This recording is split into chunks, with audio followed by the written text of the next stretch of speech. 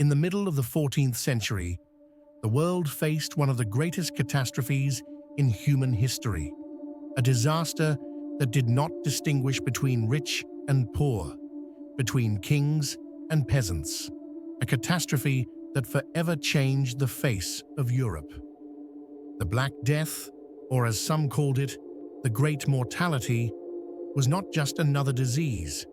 It was a pandemic that wiped out tens of millions of people, destroyed cities, collapsed economies, and shook people's faith in both religion and science. But how did it all begin? Where did this deadly plague come from? And how did it spread so quickly, reaching every corner of Europe?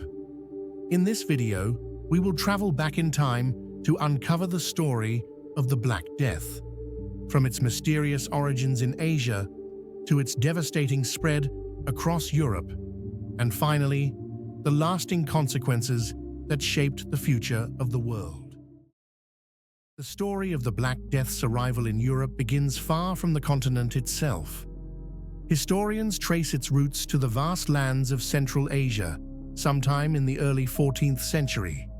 In these remote steppes and mountains, the bacterium Yersinia pestis quietly lurked within the fleas that infested wild rodents.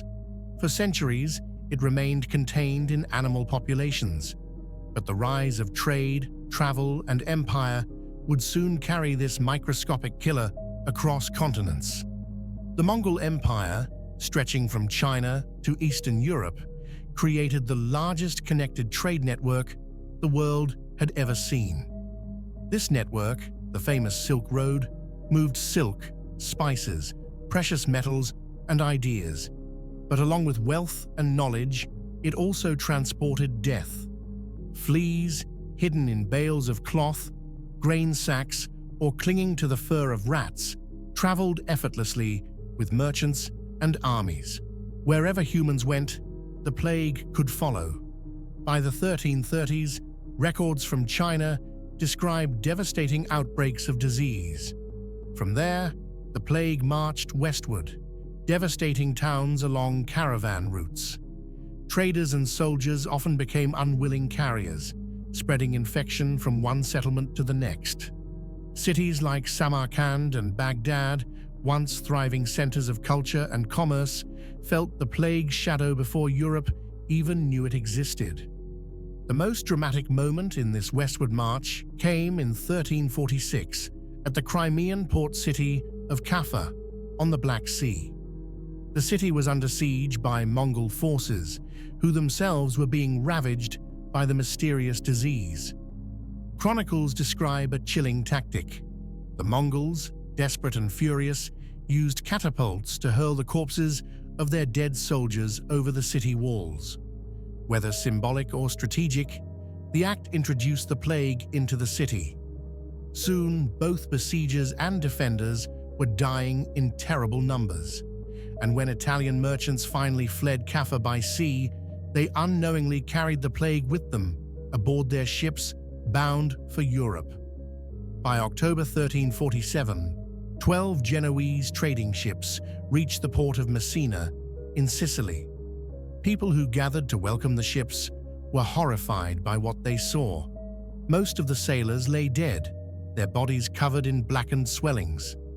The few survivors were weak, feverish, and coughing up blood.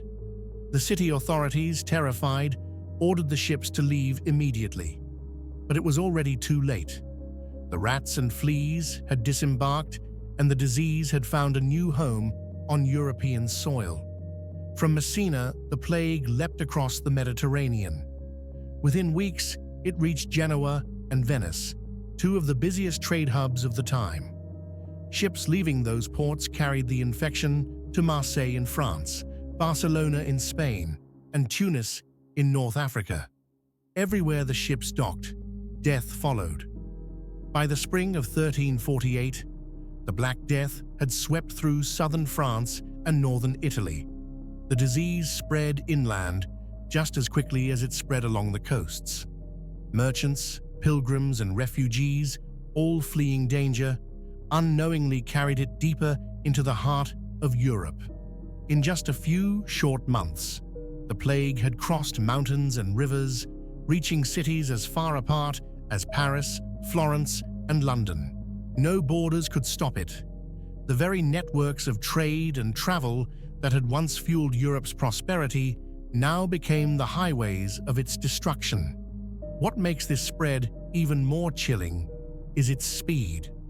In an age before trains, planes, or modern transport, the plague advanced faster than many could comprehend. It could take weeks for rumors of the disease to arrive, but by the time people heard the warnings, the infection was often already at their doorstep. From Asia to Europe, the Black Death's spread was a story of connection. The connection of empire, of trade, of human movement. And it revealed a dark truth, that the very bonds tying the medieval world together also made it vulnerable. In less than 5 years, a disease that began in remote Asia had become a continental catastrophe, forever changing the course of European history. By the year 1348, Europe was in the grip of a nightmare. What had begun as whispers of a mysterious disease arriving from distant lands had now become an unstoppable storm, sweeping across towns, cities, and villages at a terrifying pace. Everywhere, the signs of the plague were unmistakable. Victims first complained of fever, fatigue, and chills. Soon after, their lymph nodes swelled into painful lumps, buboes, most often under the arms, in the groin, or on the neck. These buboes turned black as they filled with infection, giving the plague its unforgettable name, the Black Death. The horror didn't end there. Some victims coughed blood, their lungs filling with fluid, a form of the plague so deadly that it could kill within a day. Others developed black patches on their skin as internal bleeding spread through their bodies. For most, death came in just 2 to 3 days. Families often watched helplessly as loved ones fell sick in the morning and were gone before the week's end. By mid-1348, the plague had engulfed Florence, Paris, and London. These bustling cities, once proud centers of trade and culture, became ghost towns. Streets were lined with carts carrying corpses. The tolling of church bells was constant, a grim reminder of the countless dead. In Florence, the Italian writer Giovanni Boccaccio described scenes of despair in his famous work, The Decameron.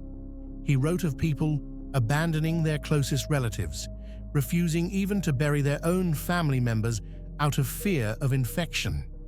In London, the situation was just as dire. Graves overflowed. Whole pits were dug, where bodies were piled, layer upon layer, covered hastily with thin soil. The scale of death was almost impossible to comprehend. In some cities, half the population perished in a matter of months. Entire villages disappeared from the map, abandoned or reduced to silence after every inhabitant died. Doctors were powerless.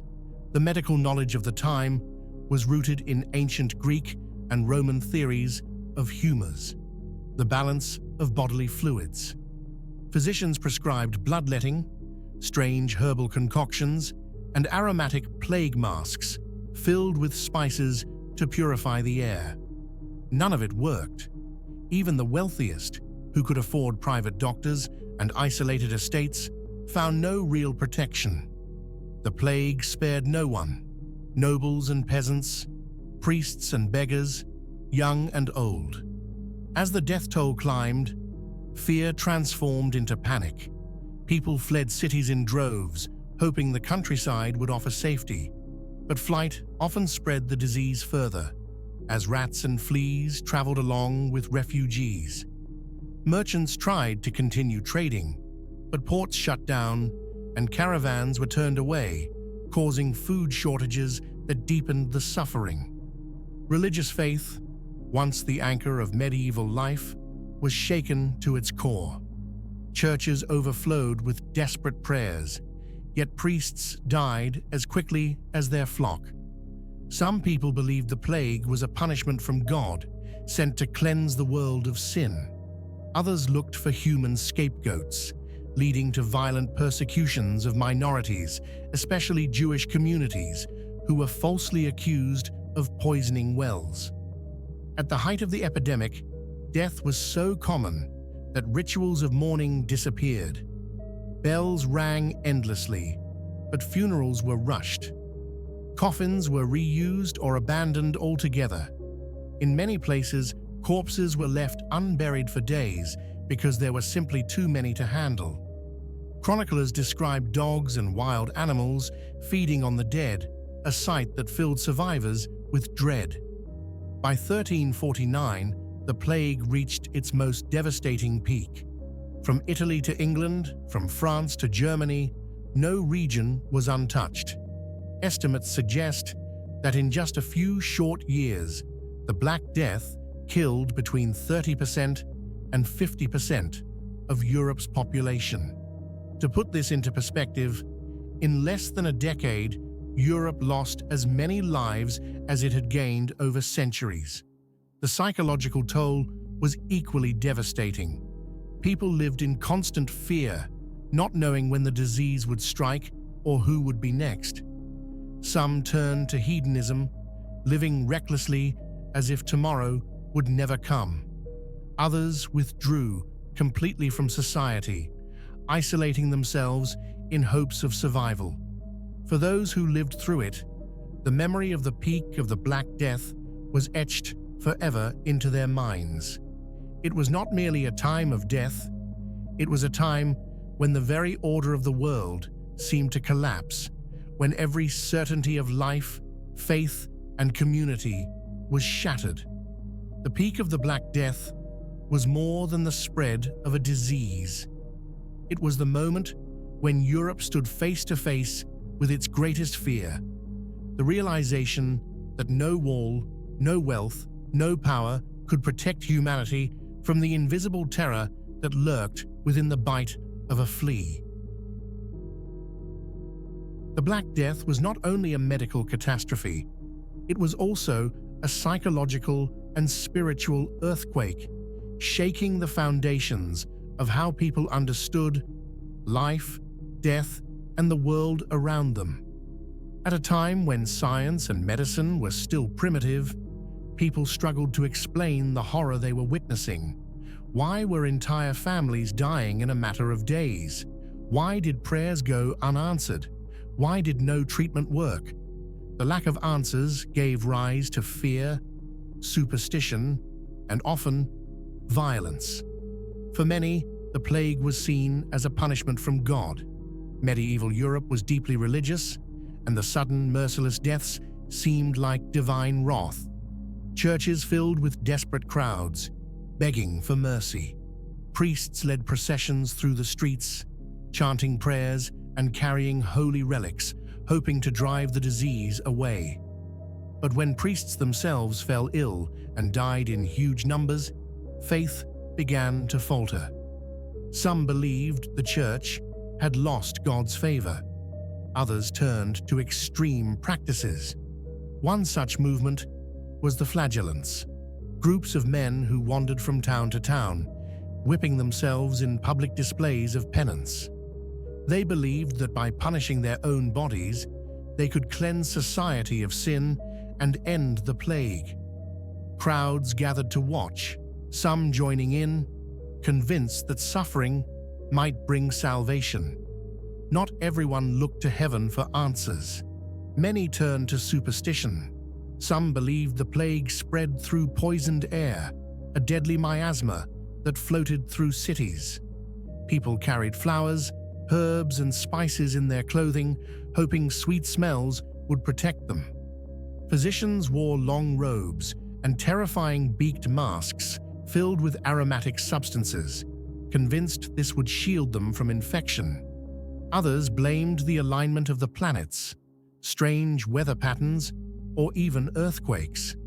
Rumors spread faster than the disease itself, and in the chaos, people clung to any explanation that gave them a sense of control. Perhaps the darkest reaction of all was the search for scapegoats. In many cities, Jewish communities were falsely accused of causing the plague by poisoning wells or practicing dark magic. These lies spread like wildfire, fueled by fear and ignorance. The result was brutal massacres, forced expulsions, and entire communities wiped out not by disease, but by hatred. Historians record that in 1349, hundreds of Jewish men, women, and children were burned alive in the city of Strasbourg. Similar atrocities occurred across Germany, France, and Spain. The plague not only killed millions, but also unleashed waves of violence and persecution that scarred Europe for generations. For others, the reaction was despair. With death everywhere, some people simply gave up hope.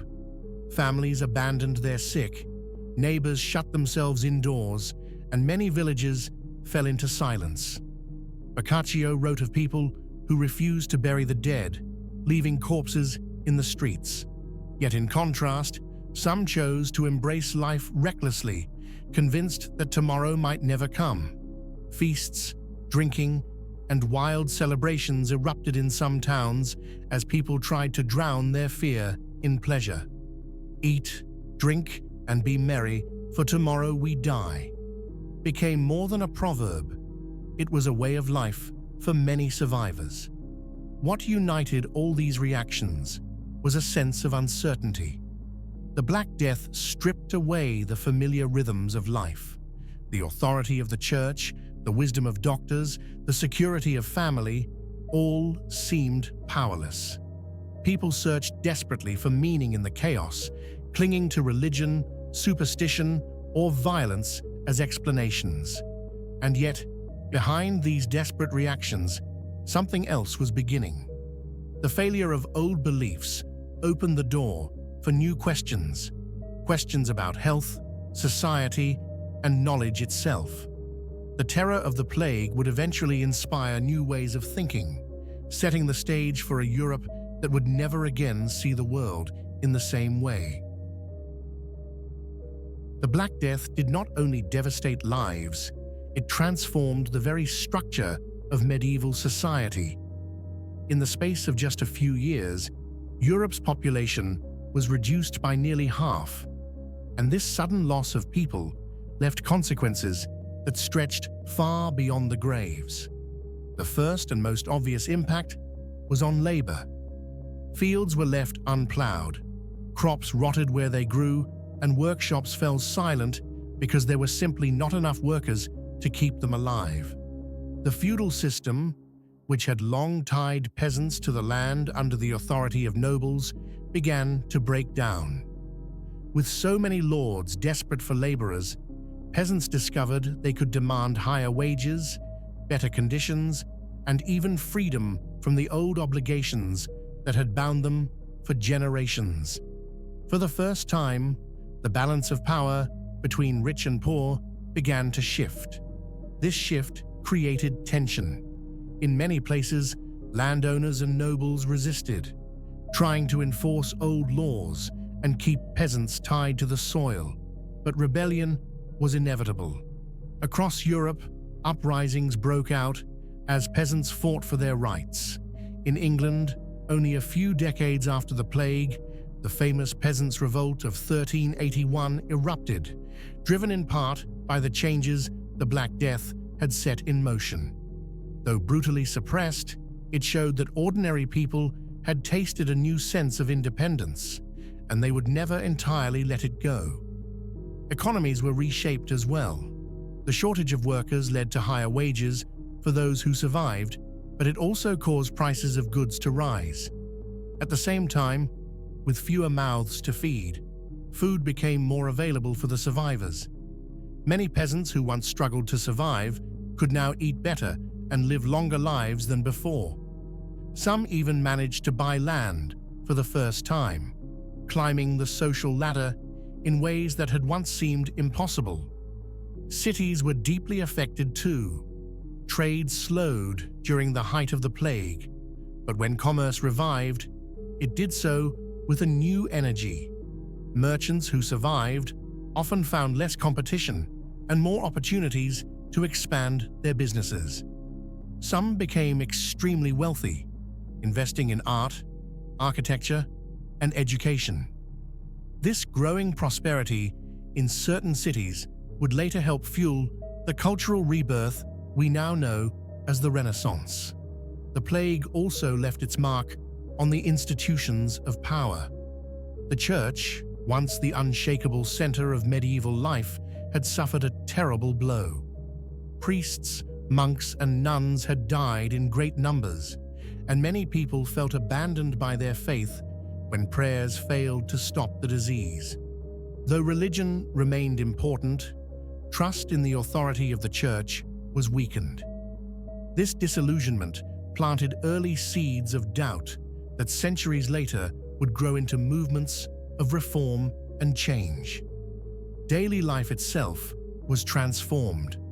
With so many deaths, inheritance patterns shifted, and survivors often found themselves richer, inheriting lands and possessions from relatives who had perished. Families were broken, but fortunes could change overnight. At the same time, communities struggled to rebuild. Empty houses, abandoned villages, and ruined farms dotted the landscape, reminders of a catastrophe that no one could forget. The social atmosphere of Europe was different too. People who had lived through the Black Death carried with them a sense of fragility, an awareness that life could be cut short without warning. Art and literature reflected this mood, filled with images of death, skeletons, and the fleeting nature of existence. The famous Dance of Death motif, showing skeletons leading people from all walks of life to the grave, captured the grim equality of the plague, the idea that death spared no one, whether king or beggar. In the end, the Black Death destroyed much of the old world, but it also cleared the way for a new one. The collapse of feudal bonds, the rise of wages, the growing wealth of merchants, and the weakening of unquestioned authority all pushed Europe toward transformation. What had begun as a disaster of unimaginable suffering also became one of the greatest turning points in European history. Out of the ashes of the plague, a different society began to emerge, one that would eventually lay the foundations for modern Europe. The Black Death eventually loosened its grip on Europe by the early 1350s, but its shadow never disappeared. Even as the plague itself faded, the changes it had unleashed continued to echo for centuries, shaping the world in ways no one at the time could have imagined. One of the most lasting consequences was the way it transformed Europe's economy and social order. The collapse of feudalism, begun in the aftermath of the plague, continued to unfold. With workers in short supply, peasants and laborers kept demanding better conditions, and slowly, over generations, Europe shifted toward a more flexible and dynamic economy. This new balance between landowners, workers, and merchants opened the door for the rise of a middle class, something that had barely existed before. The weakening of the Church's unquestioned authority was another profound legacy. The failure of prayers, rituals, and clergy to stop the plague left many believers questioning their faith. This doubt did not destroy religion, but it changed its role in society. Over time, this new spirit of skepticism and inquiry helped lay the groundwork for movements of reform, and for a future where science and reason would begin to challenge old traditions. Culturally, the Black Death left an indelible mark. Art, literature, and philosophy turned toward darker themes, reflecting the trauma of an entire generation. Paintings and carvings showed skeletons dancing with kings, queens, and peasants alike, a grim reminder that death spared no one. Writers explored questions of fate, mortality, and the meaning of life in a way that had never been so urgent. This new awareness of human fragility also fueled creativity, inspiring a search for beauty, knowledge, and achievement that helped spark the Renaissance. The plague also reshaped Europe's relationship with disease itself. Though medicine was still primitive, the failure of old explanations pushed people to look for new ones. Observations of contagion, quarantine practices, and public health measures slowly took root, setting the stage for the birth of modern medicine centuries later. Cities like Venice introduced quarantine laws, isolating ships and travelers before allowing them to enter, a practice that would become common across the world. Perhaps the greatest long-term consequence was psychological. The people of Europe had learned that their world could collapse in an instant, and that unseen forces could destroy entire civilizations. This memory lingered, shaping how they thought about life, death, and human destiny. The Black Death was not just a tragedy of the 14th century. It was a turning point that changed the direction of history. Out of unimaginable suffering, it reshaped economies, altered faith, inspired culture, and planted the seeds of a new world that was beginning to rise from the ruins. The Black Death remains one of the darkest chapters in human history. In just a few short years, it erased nearly half of Europe's population, leaving behind empty villages, broken families, and a continent scarred by grief. Yet from this immense tragedy came transformation. Society was shaken to its core, and in the ruins of the old world, new ideas, new freedoms, and new ways of thinking began to grow. The plague was a reminder of humanity's fragility, of how quickly life can change when faced with forces beyond our control. But it was also a testament to resilience. Survivors rebuilt their towns, replanted their fields, and carried forward the memory of what they had endured. The lessons of the Black Death, about health, about society, and about the human spirit, remain as relevant today as they were nearly 7 centuries ago. History tells us that even in the darkest of times, humanity does not stand still. Out of suffering, we adapt, we change, and we find new paths forward. The Black Death was a catastrophe, but it also became a turning point, a moment when Europe stepped out of the medieval world and unknowingly began its march toward the modern age.